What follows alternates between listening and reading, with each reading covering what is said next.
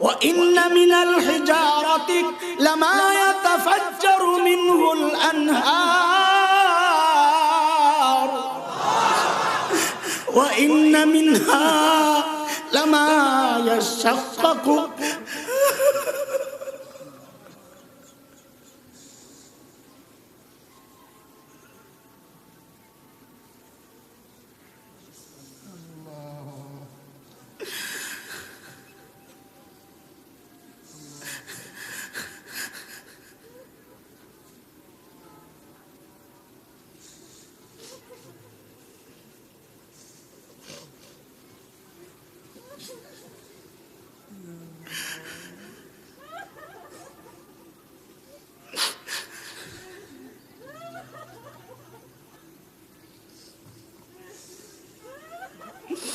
وإن منها لما يشقق فيخرج منه الماء وإن منها لما يهبط من خشية الله وما الله بغافل عما تعملون এরে বান্দা দেখ পাথরের দিকে তাকায় দেখ তোর কাছে মনে হয় এটা ঝর্ণার পানি না না এটা ঝর্ণার পানি না এটা আল্লাহর এক মাখলুক পাথর আল্লাহর ভয়ে কাঁদতেছে ওই পানি বহু পাথর আছে ফাটাইলে ভিতরে পানি পাওয়া যায় বহু পাথর এমন আছে চোখ দিয়ে পানি তো বের হয় না কিন্তু উপর থেকে আল্লাহর ভয়ে কাঁপতে কাঁপতে গড়া পড়ে এরে বান্দা তোর কি হয়ে গেল একটু আল্লাহর ভয়ে কেন কাঁপন আসে না কেন তুই কাঁপিস না কেন ভয় পাস না তুই মনে করছস আল্লাহর কোনো খবর নাই জেনে রাখিস ওমাল্লাহু বিগাফিলিন আম্মা তা'মালুন আল্লাহ তোর সব জানেন লেখা হচ্ছে হায় হায় সূরা কাহফ আয়াত 49 কি আসছে মালিক বলতেছেন আমলনামার সামনে আমলনামা দেখবে আর চিৎকার করে করে বলবে মালি হাযাল কিতাব لا يغادر صغيرة ولا كبيرة إلا أحصاها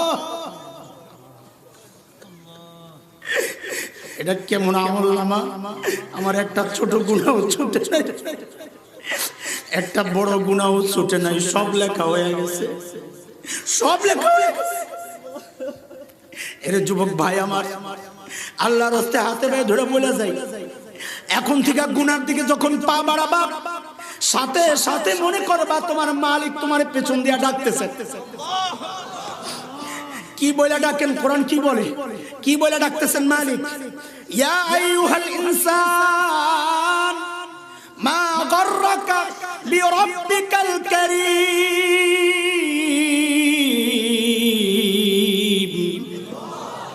الذي خلقك فسواك فعدلك في أي صورة ما شاء ركبك এরে বান্দা তোরে কত সুন্দর করে আমি বানালাম এ ভাই একটু আমাকে বলো আল্লাহর পরে জমিনে সবচেয়ে বেশি মায়া কার মায়া বেশি মার কলিজায় আল্লাহ কি মায়া দিবেন আল্লাহই জানেন এটা যার মা নাই সে বুঝে এখন মার কলিজা আল্লাহ কি মায়া দিছিল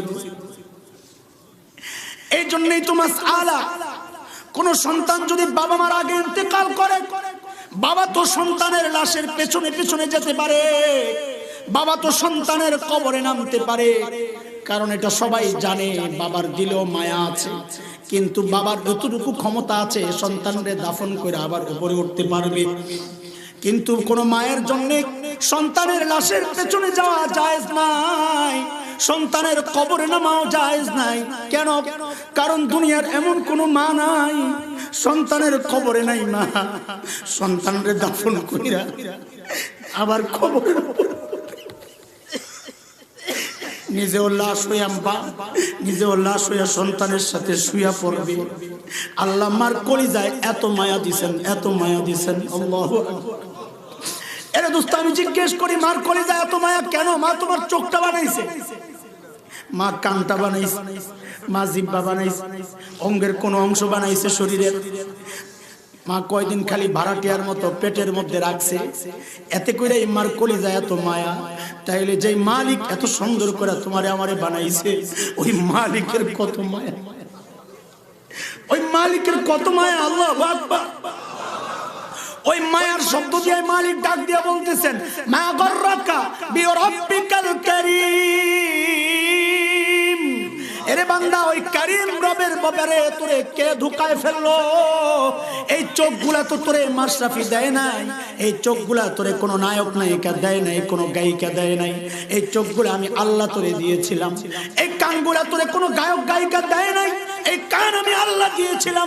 এই জবান তোর নেতা দেয় নাই, নেতার পক্ষে কথা বইলা তুই আমি আল্লাহর নাফরমানি করস।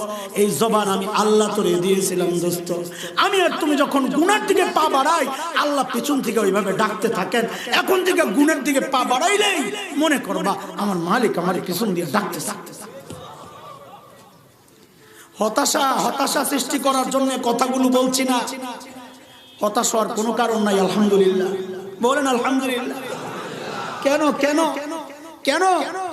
কারণ হচ্ছে দুনিয়ার মানুষ অপরাধীকে খুঁজে, খুব খেয়াল করে, দুনিয়ার মানুষ অপরাধীকে খুঁজে শাস্তি দেওয়ার জন্য। কেন খুঁজে? কেন খুঁজে? জোরে বলেন কেন খুঁজে?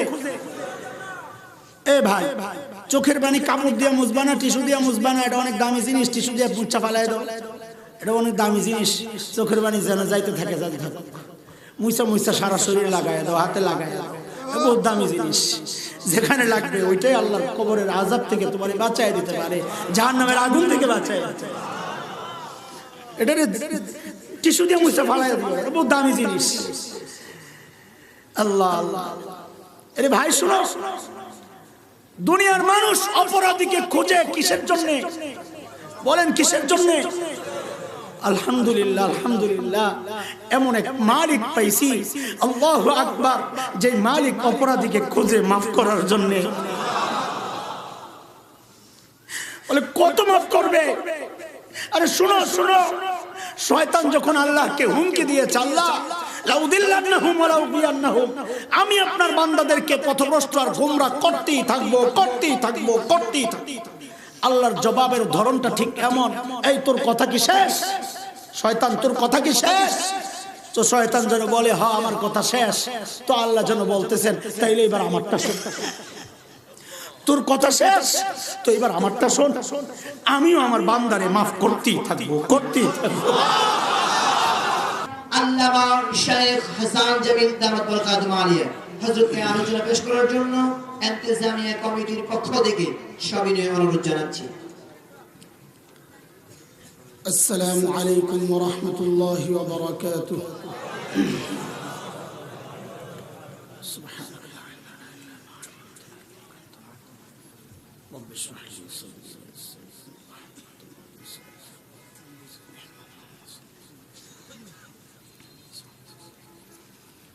আলহামদুলিল্লাহ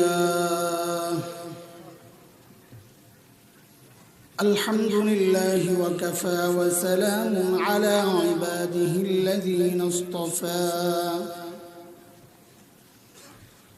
أما بعد فأعوذ بالله من الشيطان الرجيم.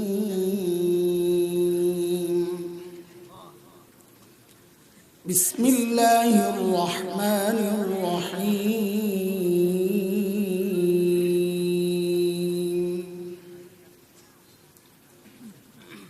والعصر إن الإنسان لفي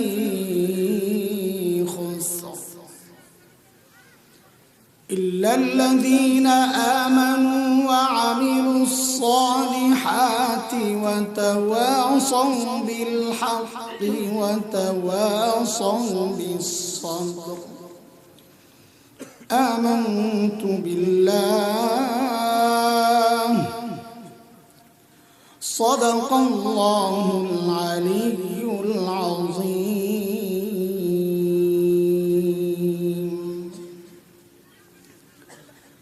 আজকের এই মুবারক মাহফিলের সম্মানিত সভাপতি,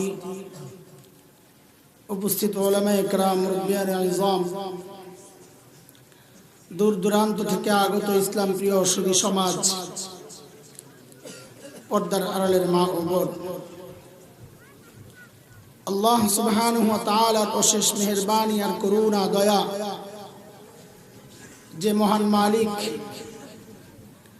লাখো কোটি মানুষ থেকে বাছাই করে দিনই এই প্রোগ্রামে আমাকে আপনাকে আসার তৌফিক দিয়েছেন, কিছু কথা বলা ও শোনার তৌফিক দিয়েছেন, ওই মালিকের শুকরিয়া আদায় করে জবান খুলে প্রাণ খুলে কালিমাতুশ শুকর উচ্চারণ করি আলহামদুলিল্লাহ।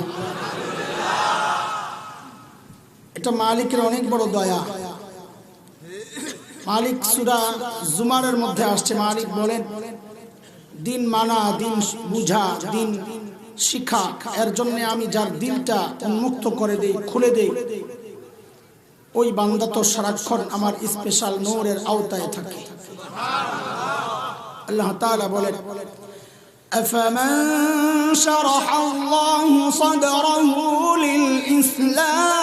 للإسلام فهو على نور من ربه فويل للقاسية قلوبهم من ذكر الله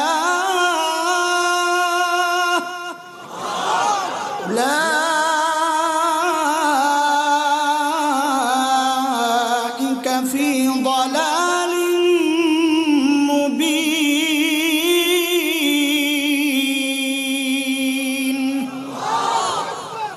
এই আয়াতের মধ্যে রব্বি কারীম এই কথাগুলো বলেছেন। মুহতারাম হাজরিন, আমি কোরআন আল কারীমের ছোট্ট একটা সূরা তিলাওয়াত করেছি। আল্লাহ তৌফিক দান করলে ওই সূরার কিছু তরজমা আপনাদেরকে শোনাবো, নিজের হিদায়াতের মাকসাদ সামনে রেখে, সাথে অন্যদের যদি কাজ হয় আলহামদুলিল্লাহ। সূরাটা দেখতে ছোট্ট, আমাদের অঞ্চল খুব দূরে না, আপনাদের এলাকায় তাই হবে, আমাদের ওই পার ধাইন্না মরিচ বলে একটা মরিচকে, কি বলে এখানে, ধাইন্না মরিচ দেখতে ছোট কিন্তু ঝাল তো কম, অনেক বেশি। ঠিক সূরা আসরের অবস্থাও এমন। ধাইন্না মরিচ কেমন? ধাইন্না মরিচ ইমাম শাফিঈ রাহমাতুল্লাহি আলাইহি বলেন, লাউ লাম ইয়ানজিল গায়রু হাযিহি সূরা লাকাফাতিন নাস লিআন্নাহা শামালাত জামিআ উলুমিল কুরআন, যে যদি কোরআনের আর কোন সূরা নাজিল না হতো, কেবল এই এক সূরা সূরাতুল আসর নাজিল হতো, তো বান্দার হেদায়েতের জন্য এই একটা সূরাই যথেষ্ট হয়েছে। কেন? কারণ এই এক সূরা গোটা কোরআনকে নিজের পেটের মধ্যে নিয়ে নিছে। সময়ের পরিভাষায় যদি বলি তো এইভাবে বলতে হয়, যেন গোটা কোরআনের মেমোরি কার্ড। এটা মেমোরি কার্ড তো পিচ্ছি ছোট্ট একটা বিষয়, অথচ ভেতরে কত কিছু রাখা যায়। যেন সূরাতুল আসর গোটা কোরআনের মেমোরি কার্ড, আল্লাহ গোটা কোরআনকে এই কার্ডের ভিতরে ঢুকায় দিয়েছে। সময় কম, আমাদের যোগ্যতাও কম, সব কমের মধ্যে যতটুকু পারা যায় এর ভিতরের কিছু কথা আপনাদেরকে শোনাইতে চাই। আল্লাহ তাআলা কসম খেয়েছেন, আসরের কসম, ওয়াল আসর।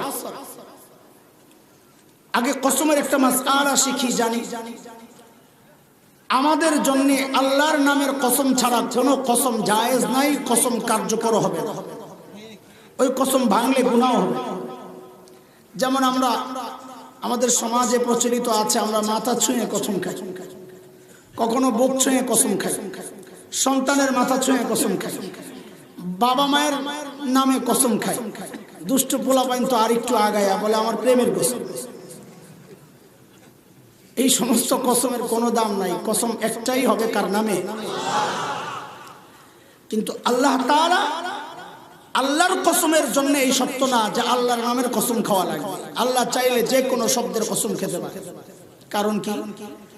কারণ আল্লাহর কসম আর আমাদের কসমের মধ্যে পার্থক্য আছে। আল্লাহর কসমের মাকসাদ হচ্ছে আল্লাহ যে শব্দের কসম খান, ওই শব্দটা আল্লাহ দামি বানিয়েছেন, গুরুত্বপূর্ণ বানিয়েছেন, এটা বুঝান। আর আমাদের কসমের মাকসাদ হচ্ছে আমি যার সামনে আমার বক্তব্যটা পেশ করব, আমার বক্তব্যটা তার সামনে বিশ্বাসযোগ্য করানোর জন্য আমরা